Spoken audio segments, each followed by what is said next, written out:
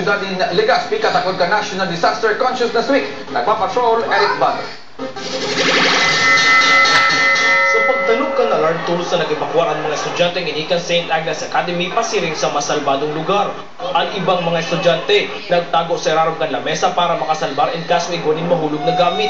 Tulos man ang minabot ang bombero o sinambulansya kan biglang magkaiguanin kasulo sa sarong classroom.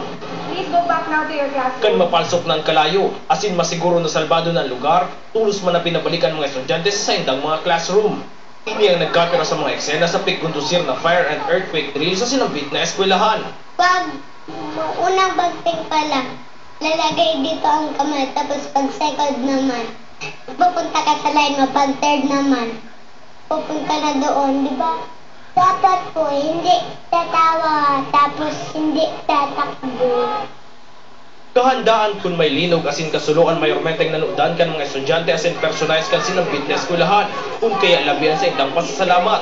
To ensure the safety of the students, of the faculty, the non-personal, and everybody here in this school if kung sakali may mangyaring earthquake. So, aram na ninda ang gigibon, especially when it comes sa tabigla sa nabagayan na minaabot, hindi yung earthquake. So, we really have to prepare themselves in any eventualities. Pinanginotan man kan CDCC asin PDCC ang sinambit na aktibidad. Eric Baldo, Patrol kan Pilipino. Sarong klase ni Puago na konsider